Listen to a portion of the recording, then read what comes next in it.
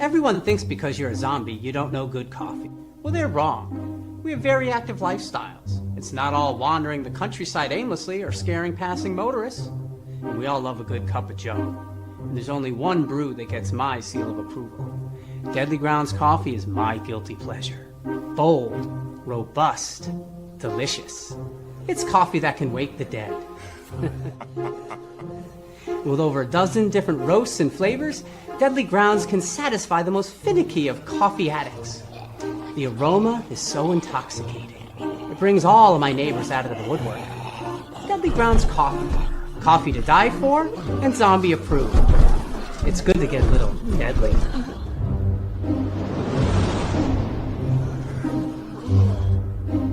Use the front door! Oh, they're so disgusting.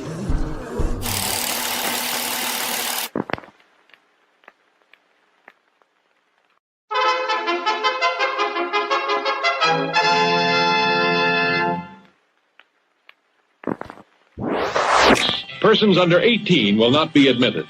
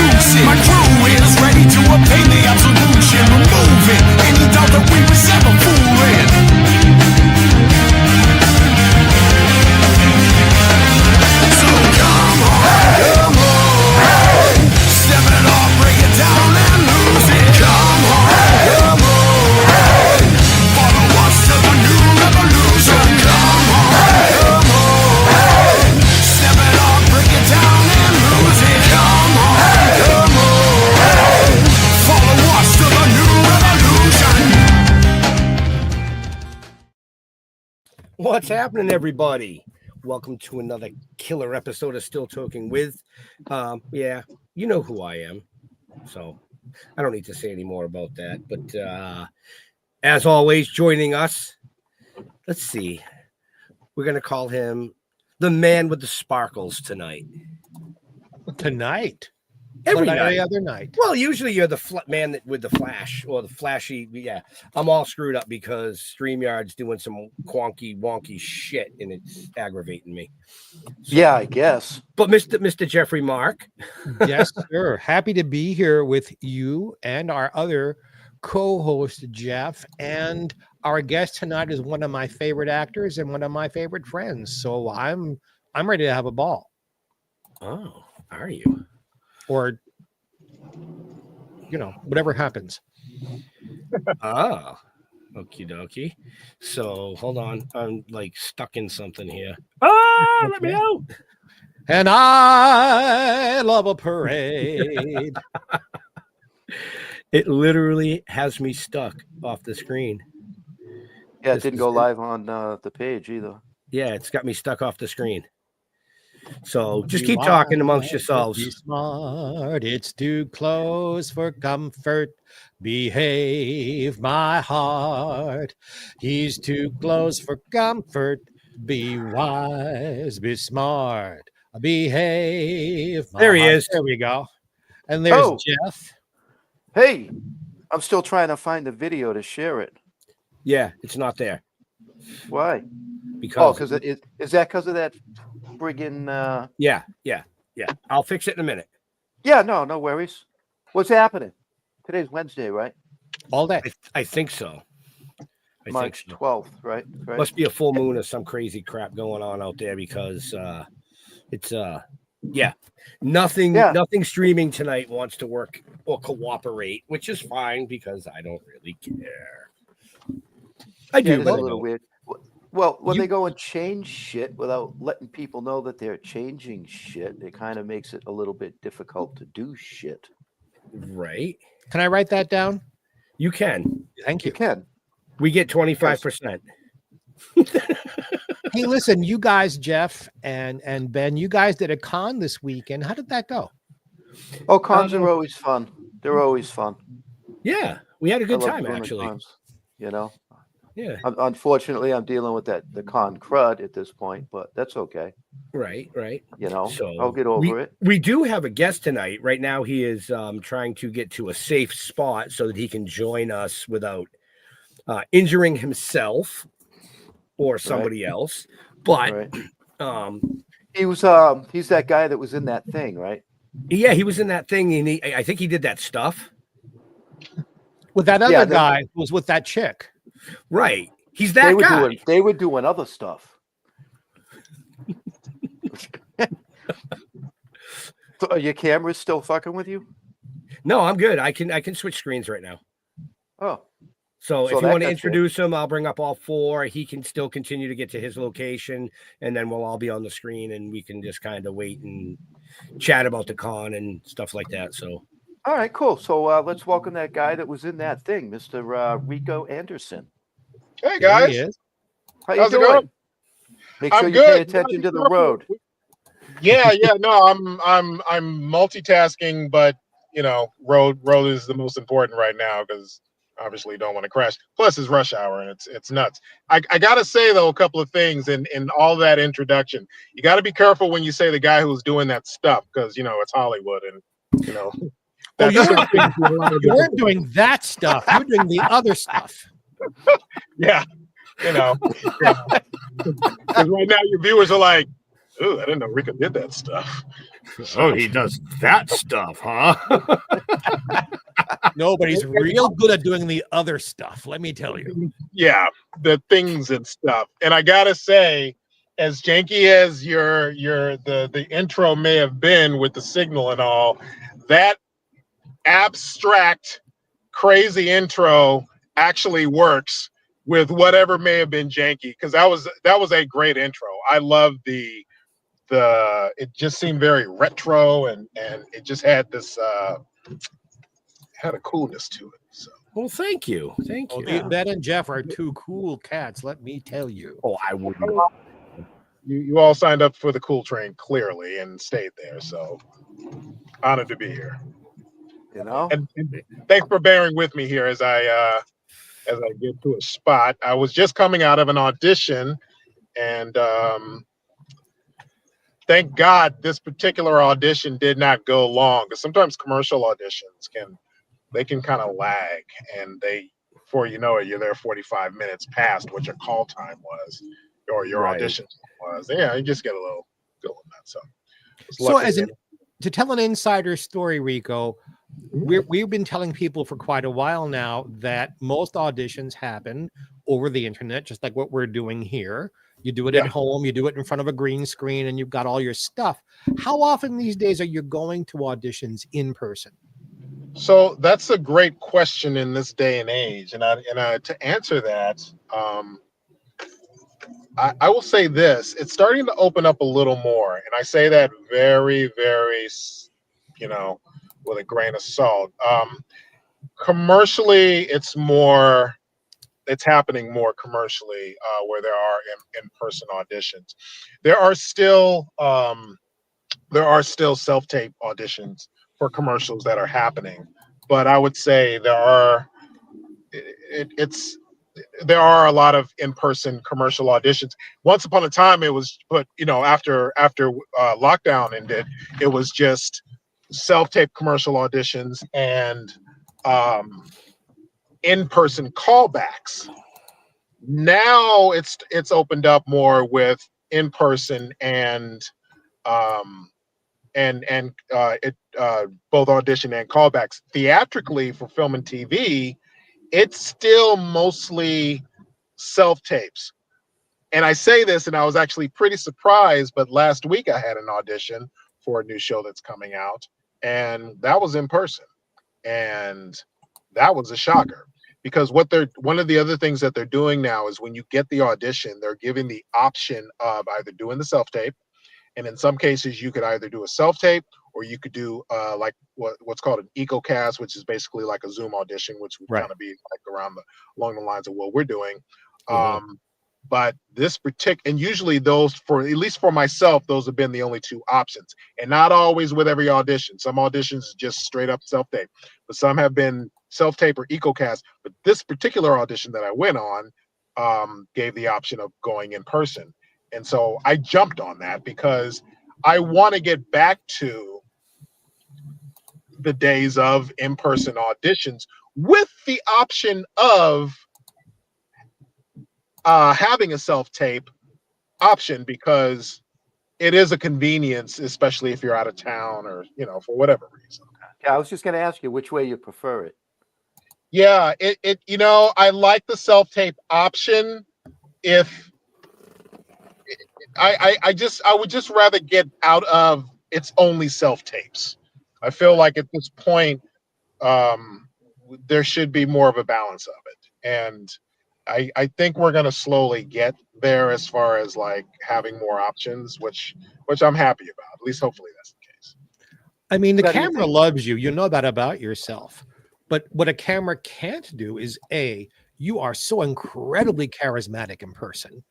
And I don't know if that always comes through it, but also you're very tall. I mean, when we take pictures together, it looks like you're this much taller than I am.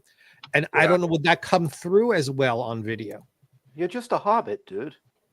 Did you call me a hobbit? No, No, Jeffrey's he's a calling hobbit. me a hobbit. Oh, okay. I was like, I am not a hobbit. How tall are you? 6'1". Oh, yeah. Yeah. He- This Well, would but be- I'm 5'7". There's a big Okay, gap. okay. Yep. Okay. So wait, what was the question? Did you find your parking spot? Looks like you're I- close. I did. I'm actually about to park this beast and head upstairs and find a place to plug in, and I'll be better. Thanks for your patience, folks. No, no You're worries. worth the waiting for. You're worth the waiting for. Yeah, we're almost there. But please ask questions. Ask away. For those who don't understand, like, okay, Rico Anderson is a television star and he does films. Why does he have to audition? Is a question I get from people. You mean you still have to audition for things? So yeah. would you please answer the reality in show business? Sure. I think auditioning never stops. It comes in all forms. It comes in the traditional form of I get my sides, I learn my lines, or I get familiar with the part, and I go in or audition or self-tape, and I give them what I got, and it's literally that. There is no secret sauce to it. Just be familiar with your work and be ready to go and be ready for adjustments. Now, have you ever gotten a call that you just automatically get the part because they want you? Yeah, Without an audition. I've gotten basically offers, direct offers, things like that, which is nice. I don't get them all the time. A lot of us don't. We can option. I don't want to audition. I just want a direct offer. If you like me, you know how to reach me. There are those options. Gets a little tricky there because some people might think, who's this guy think he is, or right. I call that cutting your balls off to spite your face. I mean, that's one way of looking at it. But it's just, like with a lot of A-listers, they're not going to audition. But then you have others who are also up there in the stratosphere, which maybe they're not the Denzels or the Al Pacinos or the super A-listers, where all they have to say is, we have a new project out. Who can we get to be in this? Let's get Pacino. Let's get De Niro. Let's get Denzel. Let's get, Angela Bassett, whoever. those are usually going to be the direct offers, just because Right. of who they are, their name, And I'm sure that a lot of that depends on their budget too. their budget also. Yeah, because their budget could be, I will you got to pay me this if you want my my acting services, or because I understand the nature of how big the part is, or the role, or the film, I may go down in my price as far as like how much I would ask. If it's a $20 million Michael Bay, $50 million Michael Bay film, you could probably get more money. But if it's an independent film that just does not have that type of budget, you option for getting less with the understanding that this is what they got. Okay. We are just coming out of Black History Month through now March is Women's History Month. Yes. Is there or were there more than one African American female performers who influenced you or you like were inspired by?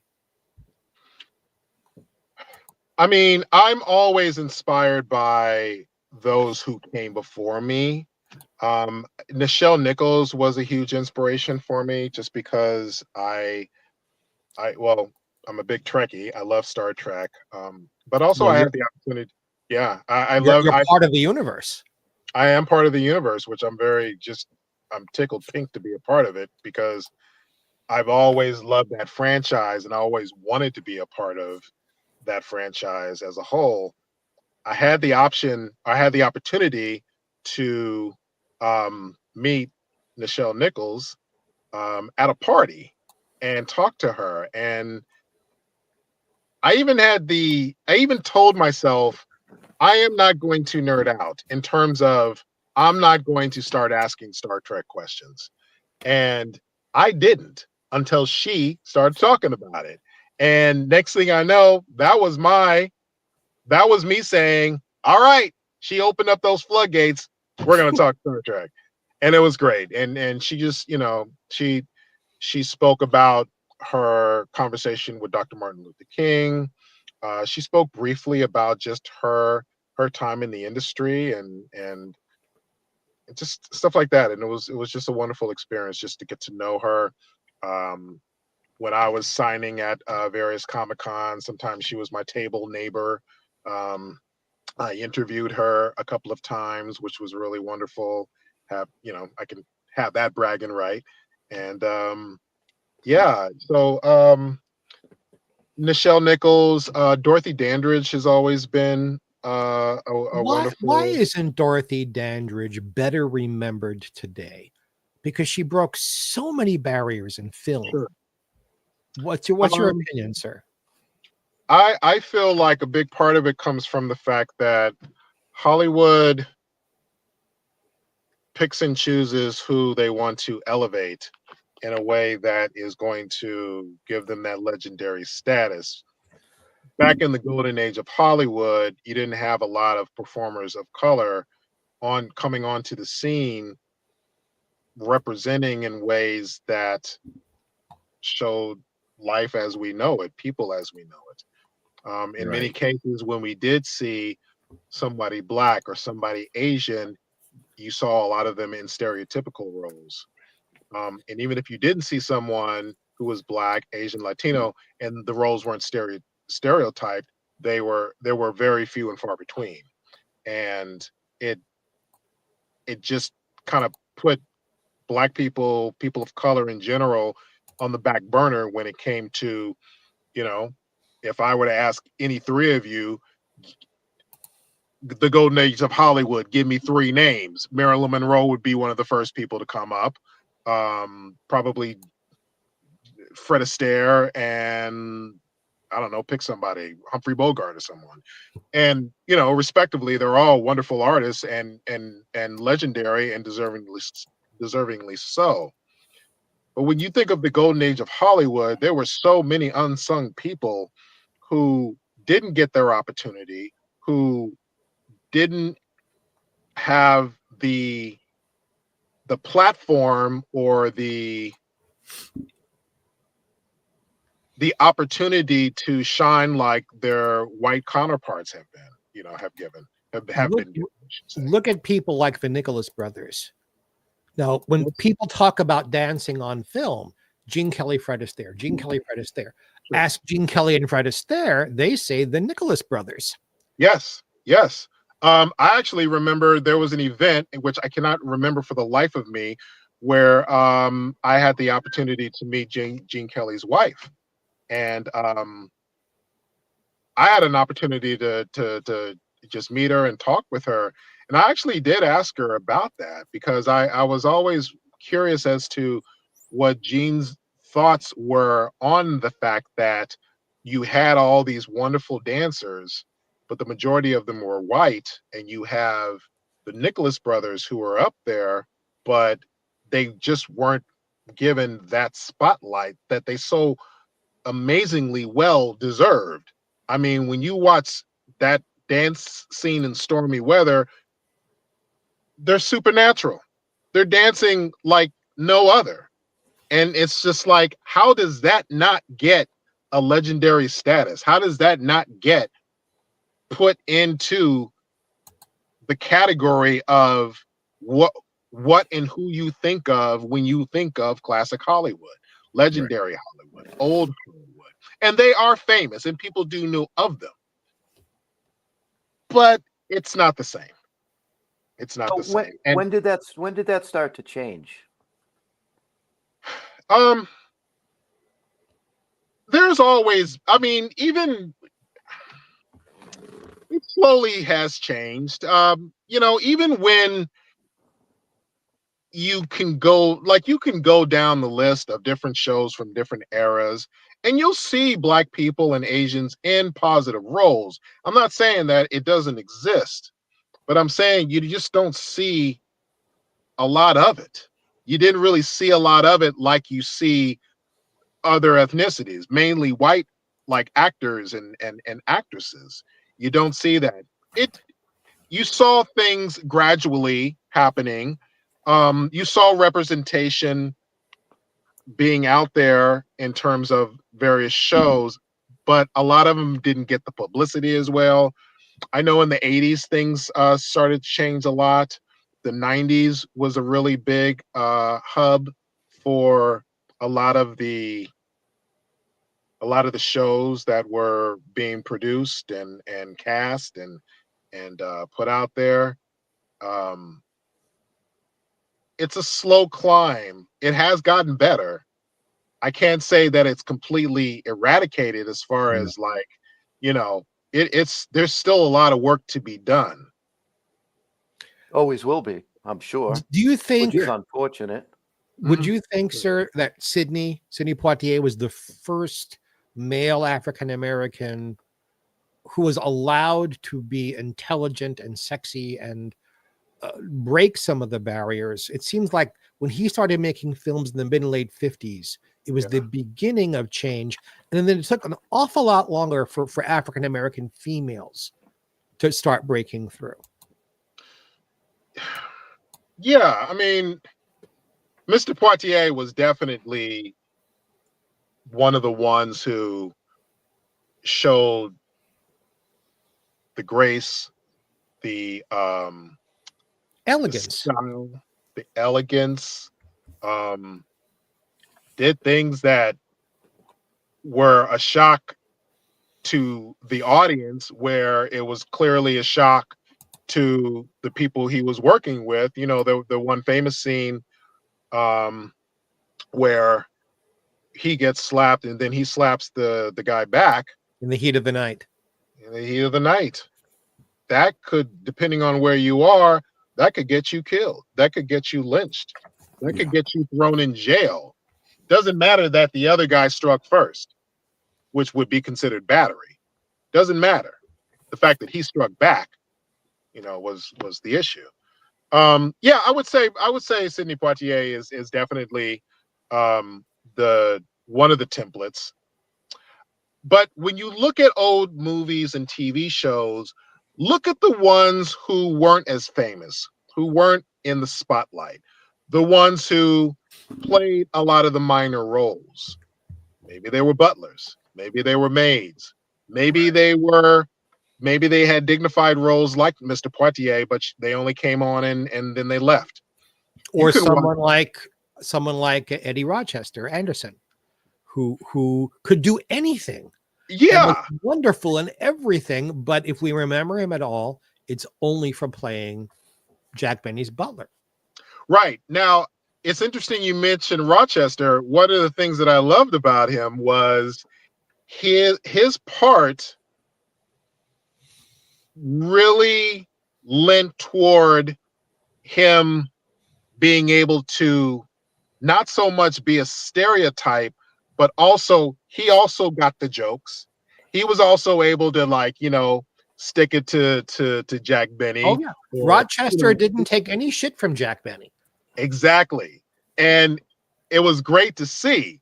There was still mutual respect and all that kind of stuff, and it was all comedy and everything. But and every now and then, obviously, because he's the butler, because he is being employed by him, you would hear him say yes, sir, and things like that. And there's nothing wrong with that. But yeah, it was definitely a change when it came to what the character could have been at that time. And I love the fact that he was very much on equal ground with the other characters. Absolutely. In terms of who he was and stuff like that. You can look at episodes of Star Trek, the original series, and you'll see black people sprinkled throughout, aside Nichelle Nichols, and they may have small roles here and there, but they're admirals, they're commodores, they're one of the guys, I can't remember his name. He off the top of my head, he played Richard Daystrom. What's his name? He also played Blackula. Oh. Shoot. I know he Wonderful means actor. Great voice. Just very powerful Wonderful presence, voice. like Paul Robeson. And then there's Paul Robeson, Y'all know who I'm talking about, though. we do. Yeah. So Mr. Poitier definitely was in the spotlight as far as that representation. But when you look at those old movies, look at the people who supported, who were more the supporting players. They're there. They're the unsung ones. And they're the ones who I feel like deserve even more, not more, but credit, just like Mr. Poitier, because of the fact that they were there, they played those parts, and they were a great representation of a part of Hollywood at the time. They're part of almost like a secret portion of Hollywood, because they're there and then they're not. But they made the rounds like a lot of character actors. So that would have been William Marshall. William Marshall, thank you. Yeah, You Googled that. Yeah. You're damn right I did. I'm not gonna lie and say I knew that, because that movie came out the year I was born. yeah, I think it was 1972. yeah. It's very interesting to look at old films, and obviously for the nostalgia and seeing just how things were back in the day, how people lived, things in their apartments, stuff like that. There were some all African American films made, mostly by MGM, that were made for an African American audience. When you were a kid growing up, did you see these films and say, "Oh, I can relate to that"? You want to get that? No, I don't. I turn my phone. Doorbell. Don't want to get that at all. I'm talking to you. Put them on speaker. They know they're not supposed to call around this time. I did, and I tell you, even at a young age, I always wondered, why are we just bunched in this one particular genre? Why aren't we more branched out? Why aren't we more amongst the Marylands and the Bogarts and the Edward G. Robinsons and just all the legends of that time? Why weren't we more eye to eye? Why weren't we more co-starring with? Why didn't we have more of that? You have Harry Belafonte, who was right up there with Sidney Poitier, and along with his activism, he was a brilliant actor and, of course, brilliant singer.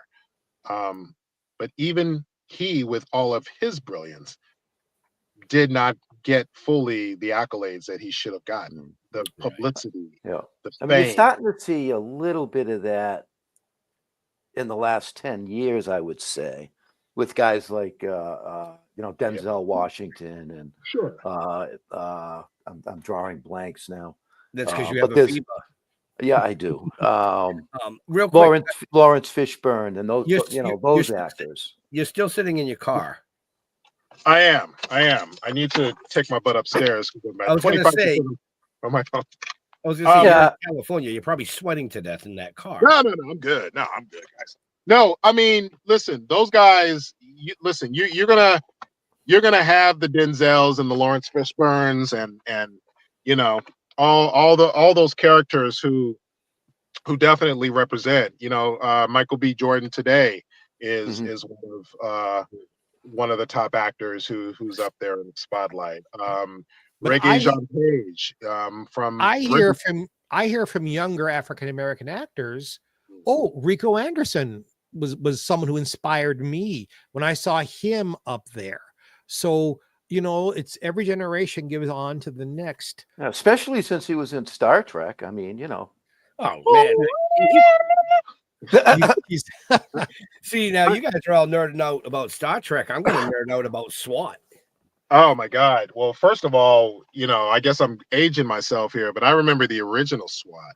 Oh, I And- do, but You want to talk about a little black boy who was just like, yeah, I love this show, cops and robbers and and running around and playing and all the cool gadgets. There were super cops to me, and it was just so cool to see. I lived for that hour that they were on.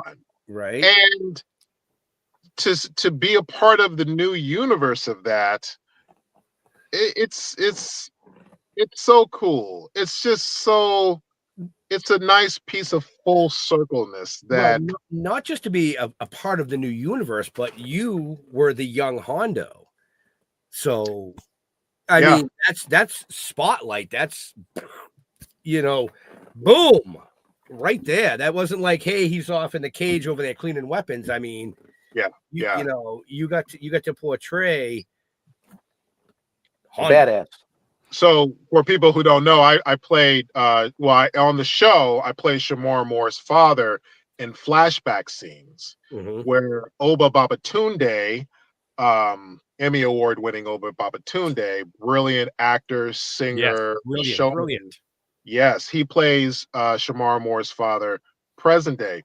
And it's funny because I'm a lot taller than Oba, and I've known him for years, even before this. So when I got this role, it was cool because I didn't have his information as far as contacting him, but I happened to see him at an event not long after I shot that episode, and I had a chance to talk to him. And I'm just like, I don't know if you've seen any of the episodes that we've done. Well, at the time I had only done one. I said, but I am you in the past. And he said something back to me along the lines of, no, brother, you are you, but you are playing a completely different person, but we're both representing and we're playing. Great way to put it. Yeah. Right. And he's just a plethora of wisdom. So Next time you see him, ask him about working with Liza Minnelli, because that's where I first met him many, many, many years ago. Oh wow. Okay. Well, see, that's the thing. I'm stepping out now. That's the thing. He's worked with so many, and he's got stories on top of stories. It's just great being a part of that and being able to say that I'm part of something that that I grew up idolizing, just like Star Trek. And the part that I play is a very very important character. One of the episodes that I shot was supposed to be the season 3 finale, and COVID hit. Yeah. And the lockdown happened. And before I knew it, everything shut down. The governor had declared a state of emergency, and everything shut down. And so we didn't know what was going to happen. We didn't know if we were going to end up You know, we didn't know what the world was going to be like. But one of the questions was, what are we going to do with this episode? Because the nature of the episode itself was dealing with police violence. Yep. It was dealing with the aftermath of the Rodney King verdict, the feelings that were incited as a result, the action taken, and just humanity just losing it all over. Right. How do you deal with that in this world? And then the pandemic hit, and then lockdown hit. And before you know it, Breonna Taylor was murdered. George Floyd was murdered. Mm-hmm. And now you have the situation that has us in 2020 in the same position, damn near, that we were in the 90s. Right. My first question was this. Are the writers going to do something about that in terms of incorporating that to the script? It would be a missed opportunity if they didn't. When I got the call that SWAT was coming back into production after things were starting to open up again, they sent me the new script.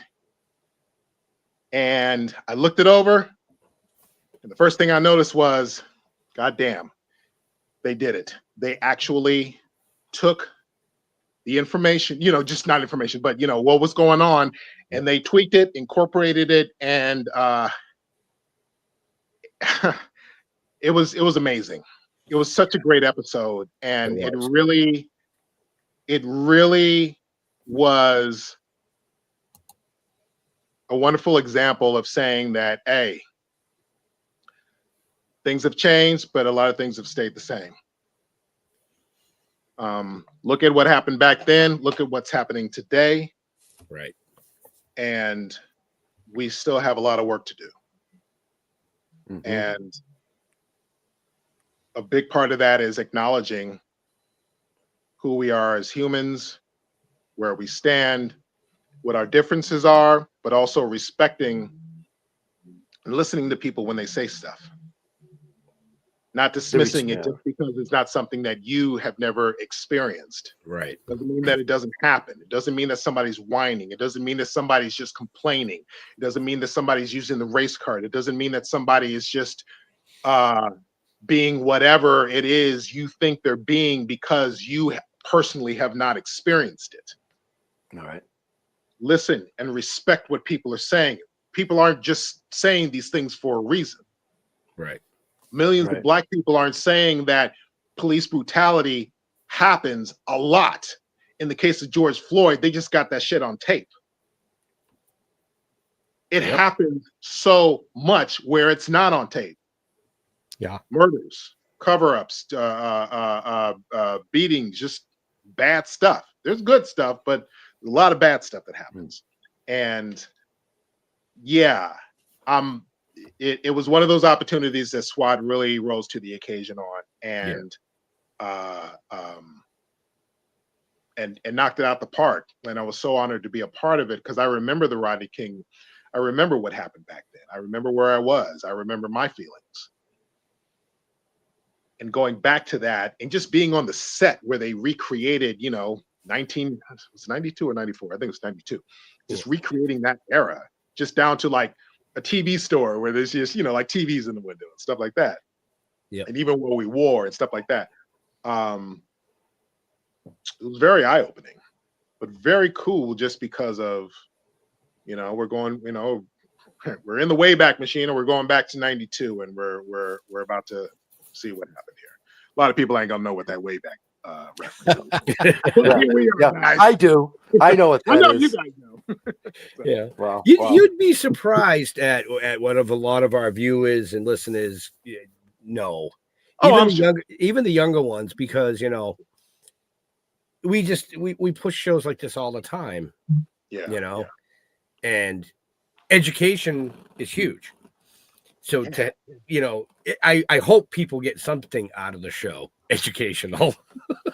Right. And I did want to make a comment on the what you were just talking about. I think that as a society, lack of respect is extremely dangerous. Mm. It's very dangerous, and we've got to get respect back. We really do, for everybody and everything. Right. I wanted to get that out there because it's dangerous. I see it. Oh yeah. You know. Rico, other than being this magnificent actor and my buddy, I also call you an activist. You cannot talk for all African Americans or all males or all anything, but I know you post a lot of stuff without getting deep into politics, because our show doesn't do religion and politics. But where do you feel we need to be changing things to make things better for everybody? Right. Where does it start? What can one individual do? Educate yourself. Education is everything. Mhm. Listen, if you say something that I feel is racist, I'm not going to automatically, well, depending on what it is, I'm not going to automatically just be, fuck you, you're a racist. We can cuss here, right? Yes. Oh yeah. All right. Yeah. Fuck I'm it. not, okay. Fuck yeah. All right. I'm not going to automatically, depending on the situation, I'm not going to automatically just say, fuck you, you're a racist piece of shit. Although I have said that online to many people who deserved it. But what I'm going to do is hope that you take opportunities to educate yourself. We may not all get it. I think it's safe to assume that we've all said something that was ignorant, maybe a little racist, that hopefully it wasn't deliberate, but it was just something that maybe we didn't realize was racist or just offensive or whatever. I feel like this.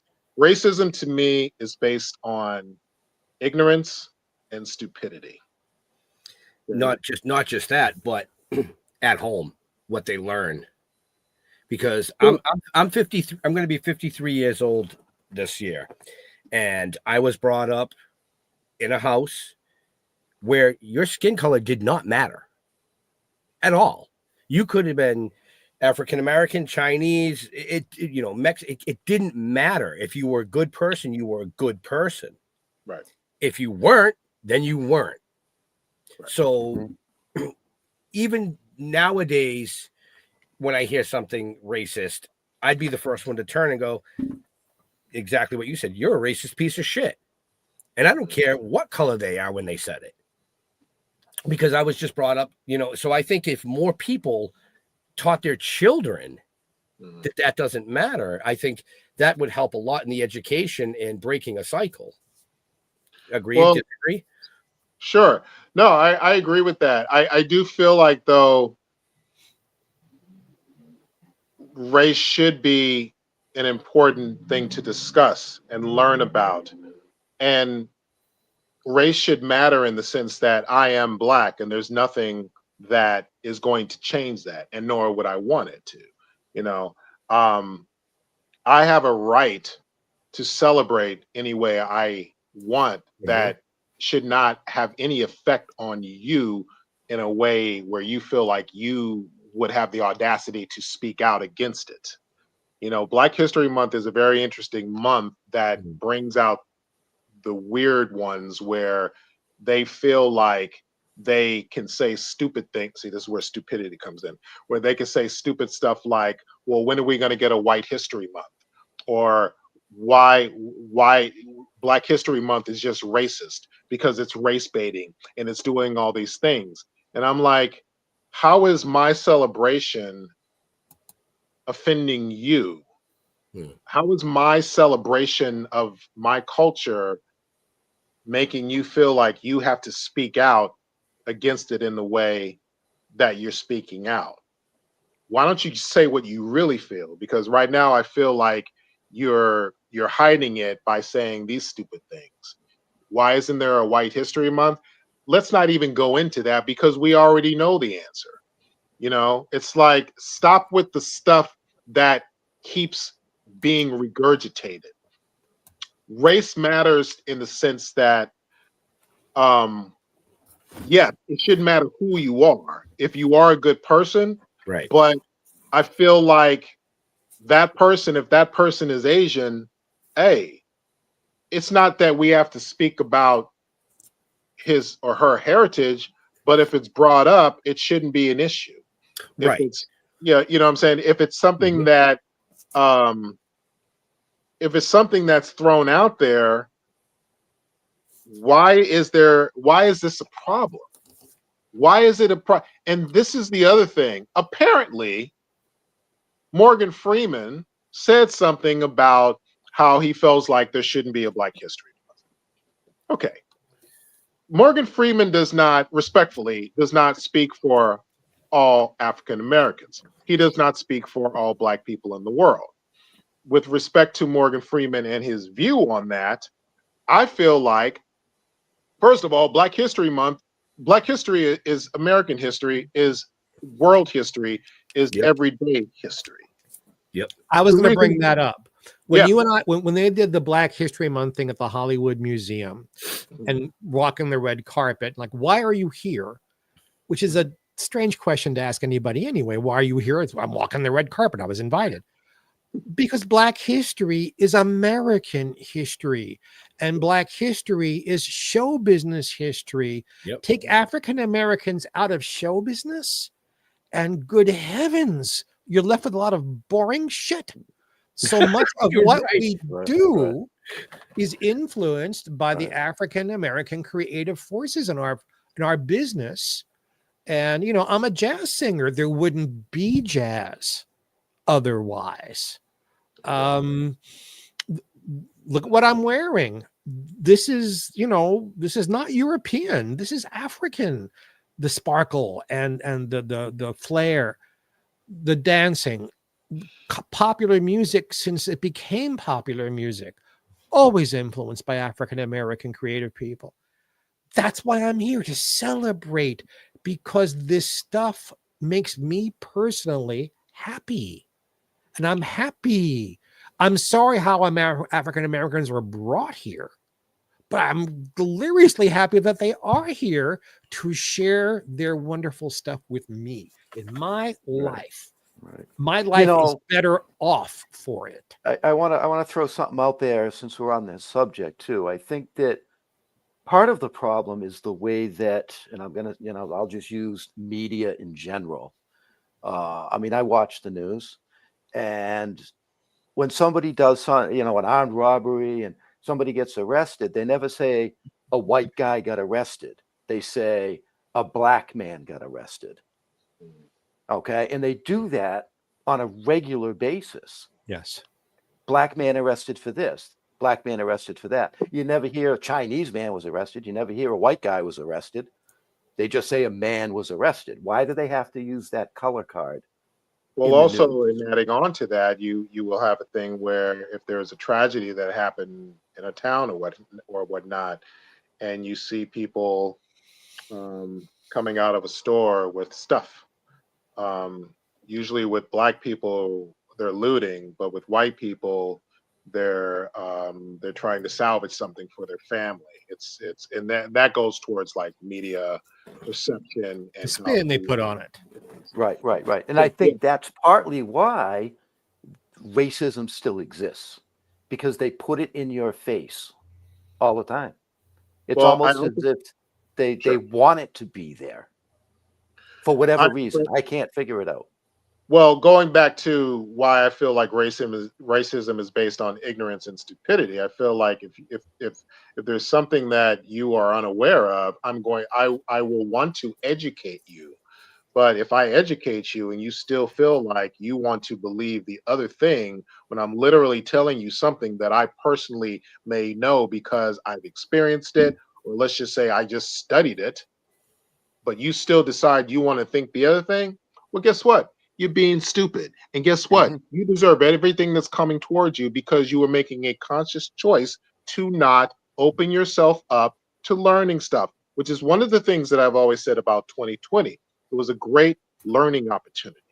Even online, when people want to say what they feel empowered to say because either their racism has been enhanced through certain forces that make it seem comfortable to be that way, or if they're hiding behind burner accounts where they can just let their racist flag fly. Keyboard warriors. Some Keyboard people are warriors. just assholes. There's nothing you can do about it. But see, that's part of what I'm getting to. There are people who people want to be confrontational and say, well, explain why this and that.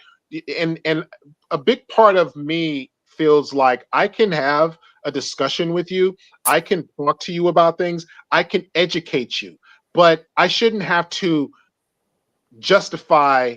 First of all, I feel like in this day and age, there's too much information out there for you not to do your own research. Educate yourself.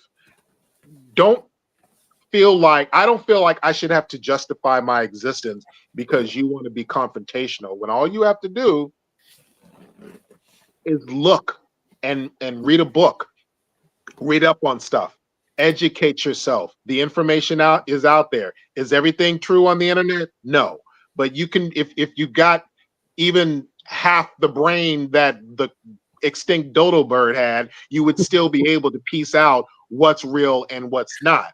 If you decide that's not going to be you, then you're stupid. You are stupid. You're a dumb piece of shit. In this day and age, that makes you a lot of different things. A white supremacist Nazi supporter. It makes you a lot of shit. It makes you a lot of things. Yep. And I feel like just educate yourself, people. Same with me.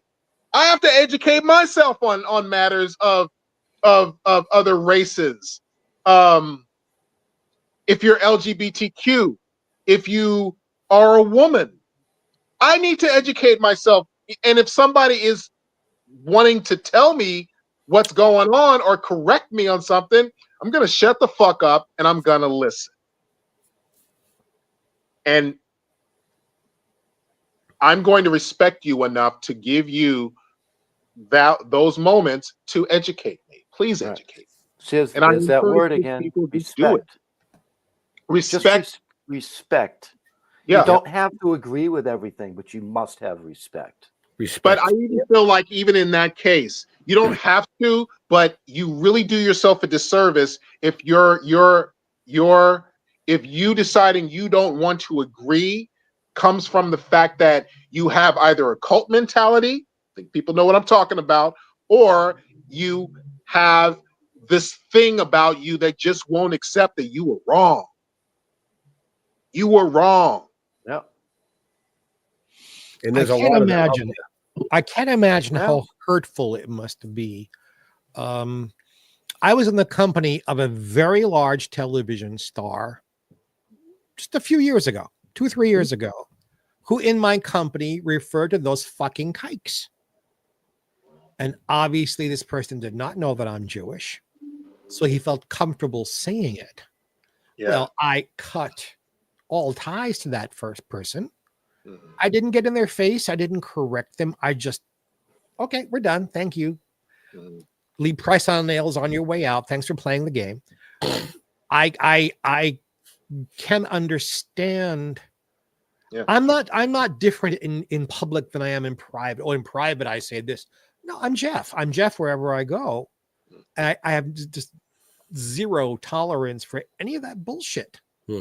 Now, it's not the same as being African American, but gay and Jewish, I've gotten a lot of shit in my life for being different. I can appreciate, if not totally understand, what African Americans can go through, because I've had the Klan call me and threaten me. I've had police beat me just because they thought I was gay. Yeah.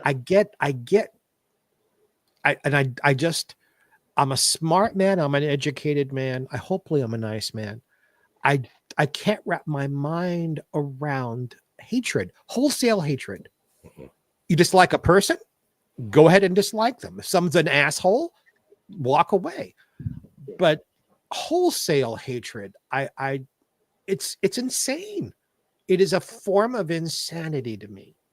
Which Something is Yeah, why I motivate love everything. it's nuts. why I love hearing Rico talk on the subject. You can Because- hear the passion in his voice. Yes, I You love know, the that's passion. why I haven't interjected. Usually, we do all the Q&A stuff and bring up all, but I didn't interject once this evening because of the passion. That's a message right there. So when people listen to this later, hopefully they'll wake up. Hopefully they'll educate themselves. And just one other thing in terms of what you said. Hopefully they wake up. Be woke. Yes, It's not a bad thing. It's not the twisted definition that has been thrown out there. It's Right. actually a beautiful thing because it literally is you being aware and educated, and it gives you a better understanding. And that's literally it. It's Right. nothing else. And it doesn't just pertain to Black people.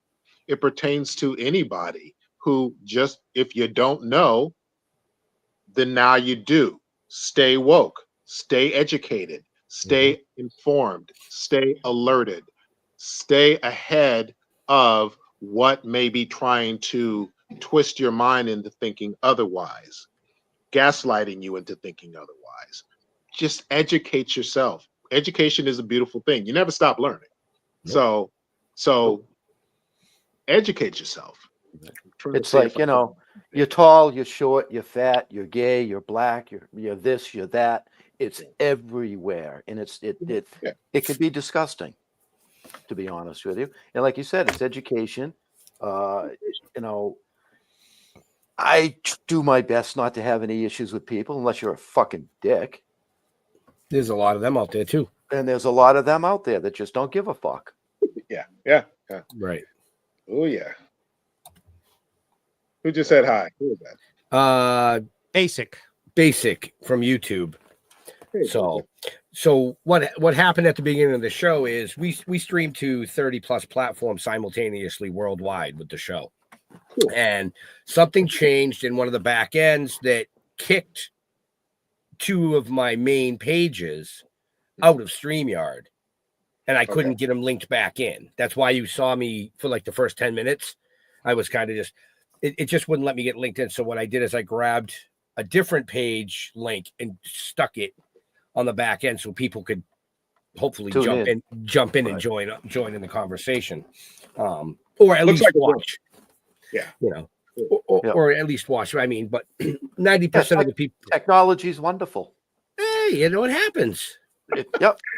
Rico, I Technology. find you a fascinating person. I love having dinner with you. I love just sitting across a table, eating good food, and hearing how your mind works. Makes me happy.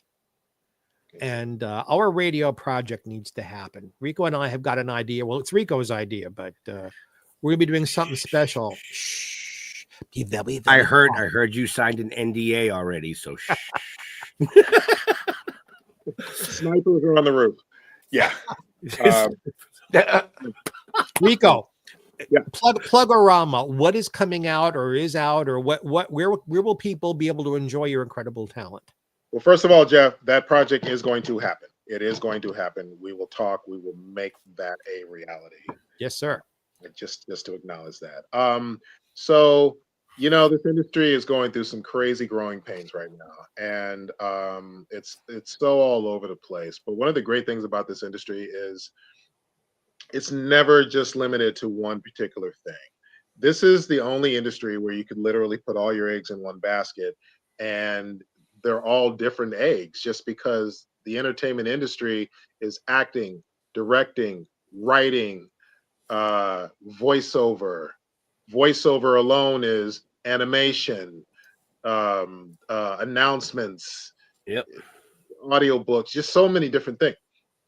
So there's a lot of options. There's a lot of things that are happening when you're not just trying to audition for the next on-camera role. So one of the things that's happening that I'm very honored to be a part of, there's a new show on Amazon Prime that's coming out called Countdown, which was created by Derek Haas, and who was also a part of the FBI franchise, FBI International.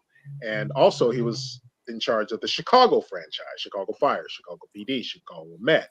Mhm. He's left all of that. Now he's partnered up with Amazon for a new series called Countdown.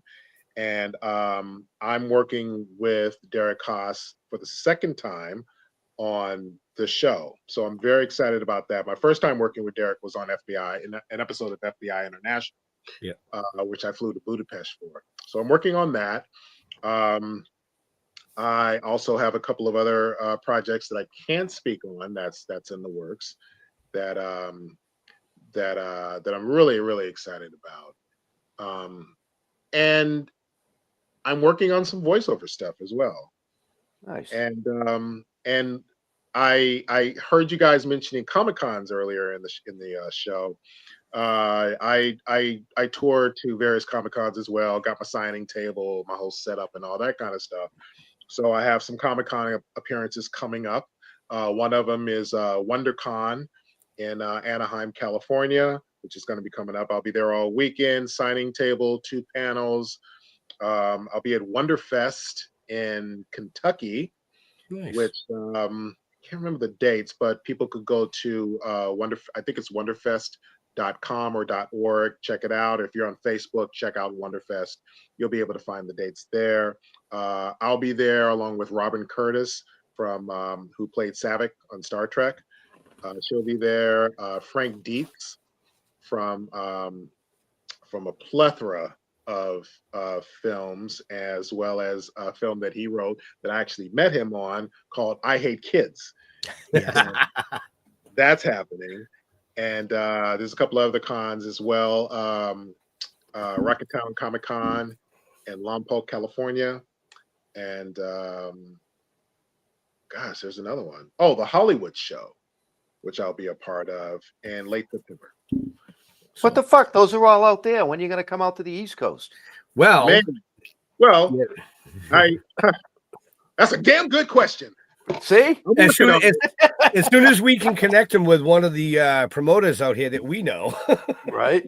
Listen, please let me know. You know, one of the I want to tour more outside of California, and obviously I'm going to Kentucky for Wonderfest, but Yeah. I would love to come to the East Coast more. I did Diversity and Inclusion Con last year in Philly, but I've never done any con in New York or DC or anywhere out there. I'd love to be out there though. I'd love to be. Yeah. Yeah. I think you'd be a great fit for the Vermont Sci-Fi Fantasy / Horror Expo. Oh, when is that? When is that? That is April 25, 26, and 27, or 26 and 27. Okay. 26, 27. Yeah. I think he's full this year for talent, but when we go up, we can talk to him. Yeah, usually closer to the date, they're usually pretty full, especially when it comes to bringing people in from across the. Oh yeah, but you could be somebody that we mentioned to him for potential for next year. For next year, no, well, listen, I would appreciate that for sure. I would love to. I'd love to get out there more, definitely. For that. Well, I'd just like to meet you in person because Jeffrey Mark says you buy dinner. I did not. What? Oh wait, no wait. You like to go out to dinner? Oh, that's what it was. My bad. Hey, you guys get me in that con, I'll buy dinner. There you go. Dinner's on. Nice. That was great. So yeah, and resist. listen, I'm saying all this and I could book something next week. So that's one of the great things about this industry is it's so unpredictable. Right. So many, you just never know. You just got to be flexible and just be ready. And hopefully you're in a position where you can have those opportunities and take those opportunities. I'm blessed enough where I have that flexibility. Not a lot of people do, life and jobs and family and or family commitments and just so many different things. But I've been blessed to be able to have that open option to do some really cool things, which again, this industry is so many different moving parts and there's so many different versions of what is the entertainment industry, and touring to different cons and signing and meeting fans and what's beautiful about Comic Cons is it's still sci-fi. It's still sci-fi, fantasy, horror, and all that, but it extends a lot into uh, other genres, other like cop shows and true Pop crime, culture and Mhm. a lot of pop culture. Yeah, that's the word I was looking for. Pop culture. Yeah, and Yeah, so even cartoons. well, yeah, no, definitely Yeah. cartoons. Yeah. I mean, that's I think that's always been pretty high on the list, always. But the pop culture portion has really helped in terms of things that I've done, because I've done a lot of like I did FBI International, I did The Rookie, Yep. I did SWAT. So it's not sci-fi, but it's a huge fan base and people love it. Love Who it. did we just meet that was in Star Trek? Oh, At Gary's show. Alan Rook. Alan Rock. Yeah. Okay. Captain Harriman from Star Trek Generations. Yep. And also famously from Ferris Bueller's Day Off. Oh, Or, in my case, Rabbit from Twister. Oh yeah. Oh yeah, that's right. yeah. Yeah. Um, Yeah. But just for all our viewers and listeners, make sure you check the show notes up above or down below, depending on where you're watching or listening to us, because all of Rico's information is in there. So if you're interested in seeing him at a convention or want to get him to a convention, it's all right there for you. Pitch me. I did. Thank you. Nobody went. Come on. Well, swing, hopefully no miss. So. Right. So we are coming up on time. So I want to wrap up. So you were gracious enough to jump on in your car coming from an audition to spend time with us this evening. I don't want to keep you too long. So Much appreciated. That'll bring you good luck, by the way. Oh, thank you. Well, this day and age, Not that you need it, but you can always until they see this show and they go, man, he swears a lot. oh, wait. Well, you know what the Irish say. You know what the Irish say? Rubber redhead for good luck. Oh, cheap is creepers. is that rub a or rubber? No, Rubber rub redhead? a redhead. Like Or you rub you out. rub red hair for good luck. Oh, okay. It wasn't a rubber redhead. Okay. No, it wasn't. It wasn't salacious. It wasn't sexy. I was offering him good luck being a redhead. I was All just right. Mr. verifying. I'm in a cell down there. This is how rumors get started, guys. This is how Yeah. rumors. Yeah, it is. Jeffrey So- said, what? What? Jeffrey, what? Rico, I don't think anyone is ever going to make that rumor about you. It's just not going to happen. No, it's about you. That's not a rumor. Come on. All right. I have a question, Rico. I have a last question for you. Yeah. So you're this big, tall, muscular, handsome, macho actor guy. Yeah. Made my day. And has there ever been a part you wanted where they said, "Oh no, you're too big and handsome and macho we need someone who can play the wimp, who can play the nerd." Have you ever lost out because you're so physically imposing? Well, first of all, I appreciate the compliment. The muscular, handsome, hot, gorgeous, drop dead, sexy. All right, I know I'm adding, but No, I was thinking all those things. I just didn't want to embarrass you in public. I've said these things to him privately. I just didn't want to embarrass him in public. my hair barely got through the door as I was walking in. So, oh boy. So I remember at the beginning of my career, I was told that I would probably only ever get cast as the security guard, or the big jealous boyfriend, or the big thug, or the guy who would just be stereotyped and typecast into one particular role.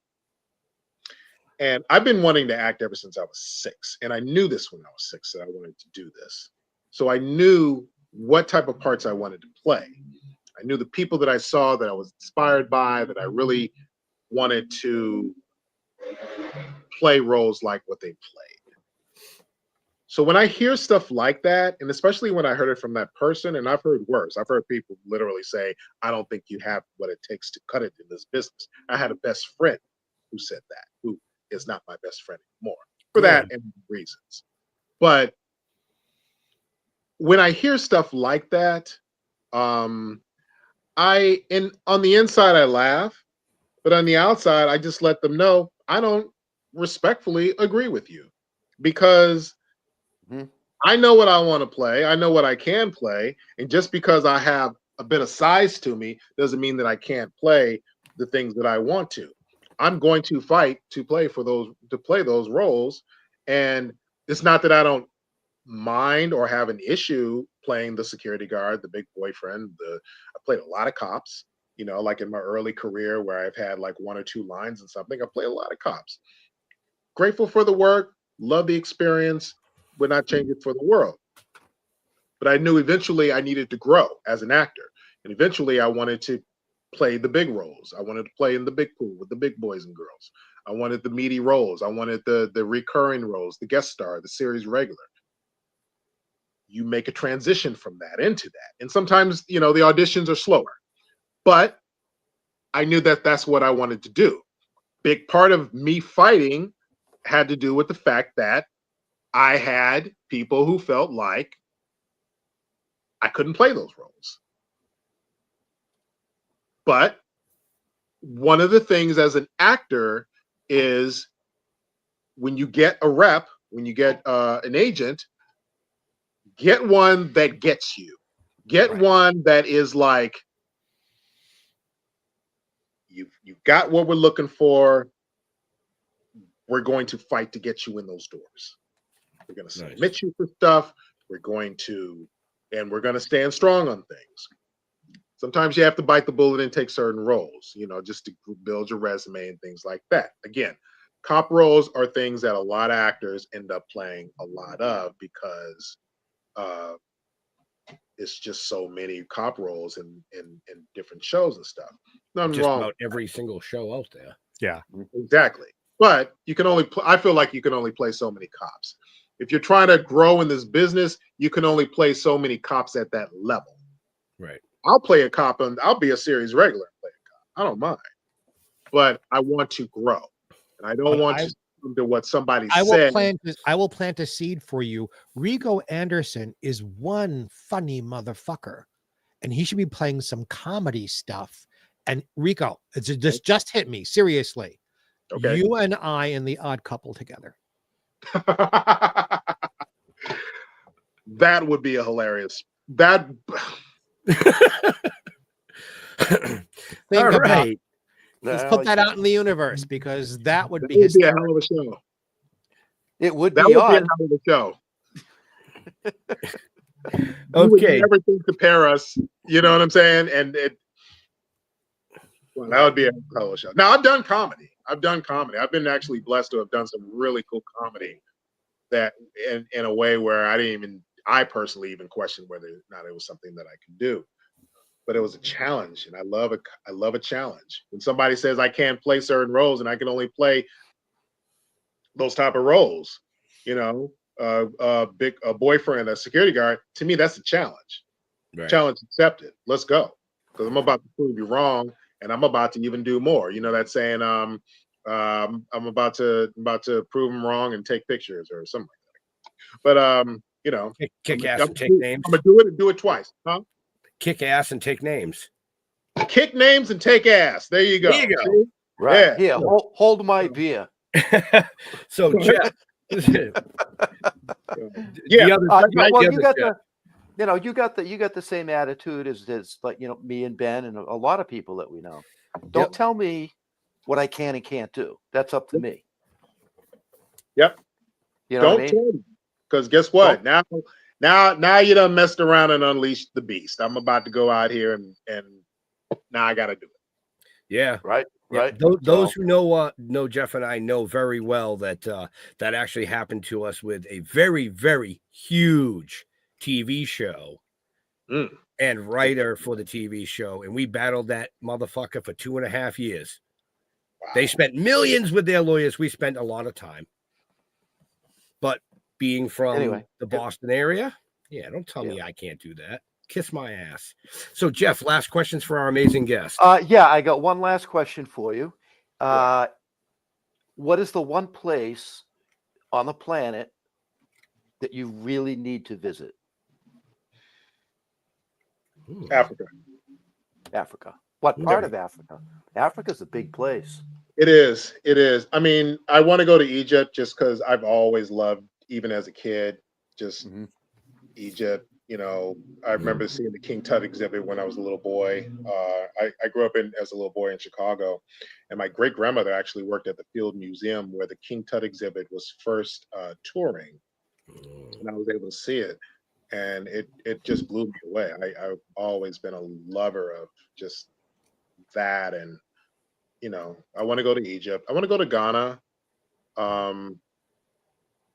I want to learn, you know, I haven't taken any DNA test yet, but once I do find out where my ancestors came from, I'd love to visit that wherever that is. I'd love to kiss the ground and say hello to where my ancestry started.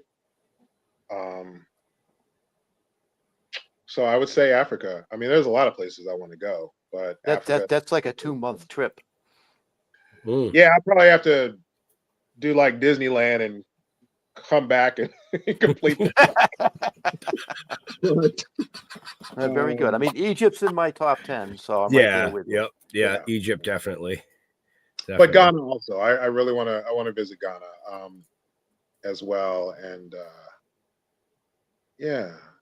I want to go to France. I want to go to France also, and I want to go to Indonesia as well, and I know I want to go to. I've never been to London. Like I want to travel. Yeah. So, yeah, but Africa is definitely. I've been to the Caribbean. I'd like to go back. Caribbean's nice. Yeah. Nice. Yeah.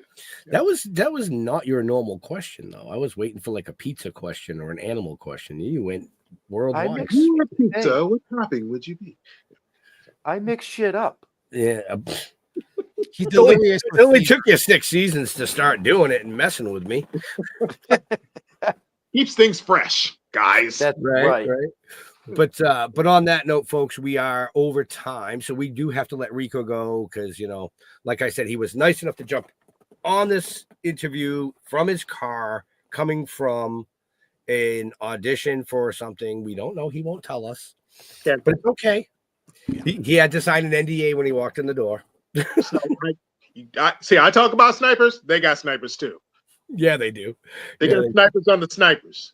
So, and they totally are related. So there you go.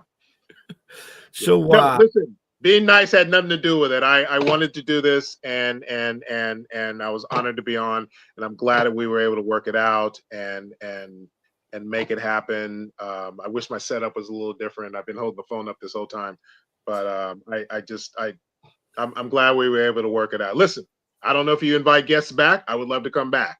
So we do when they have something new to talk about. Okay. Right. Well, hey, when you and I do the Odd Couple, we'll come back and do this. Well, listen, I mean, if you actually if you do the radio show, then you can just have us on as guests, and we can do this again. We could do a radio show, like an audio, Virtual. A radio play version of The Odd Couple. I'm sure it exists. It's gotta exist. I mean, right? I would think so. Well, there's a lot of things we can do. We'll talk. We will talk because I love you. You're my dear friend of so many years. I'm so happy to be able to do this with you. Thank you for inviting me, and I'm really glad it worked out. I'm glad that nothing had to be canceled, and great combo. It's great talk. Great talk. Yeah. So, Rico, yeah, where do you like to interact with your fans on the social medias? Sure. Instagram is I am Rico Anderson. You'll see a picture of me like this, looking up with my finger on me. And also I'm on Facebook, same thing. Just punch my name up. You can go to ricoanderson.com. And where else am I? Just Google me. You'll see me everywhere. Yeah. right? He says, just Google me. You'll see me anywhere. Google me. Yeah. Oh, But that's the main. Those are the main things. Follow me on Instagram, peeps. Follow me on Instagram. Do that and do it now. Do it now. I just did. Okay. Put your kid down. Do it now. Mr. Jeffrey Mark. Jeffrey Mark, GEOFFREY Mark on Facebook, Jeffrey Mark Showbiz on Instagram, Jeffrey Mark on Blue Sky, LinkedIn, Jeffrey Mark. So wherever you find Jeffrey Mark, you're going to find me. And I always want to hear new ideas from the fans. So let us know what you'd like to see on Jeffrey Mark Plays Ella, my other show, or on this one, or anything else. Because without you, we don't get to do this. So as I always say on my end of things, God bless and have a happy. Ooh, I think I just had a happy. Go to stilltoken.com. All our links for all our socials are there. Token with the Dead on Facebook. And be sure to check out the YouTube. Everything is archived on the YouTube channel. And the animation is now on YouTube. That went up, a week ago, I think? Yep. Yeah, about a week ago. So you can go check that out. Let us know what you think on that. Be sure to subscribe. Don't just go there and be a nobody that we don't know anything about. If you're going to watch the shit, at least fucking subscribe. Support, people. Support. That's right. Comment. See, Rico's got it. Just comment. And comment. Absolutely. Yeah. Let us know. We like to hear the You know what I mean? comments. If Got you one think job. if you think it's dumb as fuck, just say that, because we'd appreciate it. Right? Right? So again, we want to thank Rico for taking time out of his busy schedule to come up here and chat with us. Like I said, you never know where the show's going to go, folks. So, and Rico, just something I usually mention prior to the show is if you say something you shouldn't say, the agent's going to call you, not me. So. I like it. But yeah, make sure you check the show notes up above or down below. You can find out all you want to know about Rico, about us, about Jeffrey Mark. But yeah, take a gander at stilltoking.com. You'll find out everything from the novel to the comic book to the TV series to the animation to the show. They're all cataloged there. Yeah, so with that being said, to all our veterans and first responders, we want to thank you for doing what you do so people like us can actually come up here and do what we do. Stay safe. We'll see you next week. We're out of here. Peace.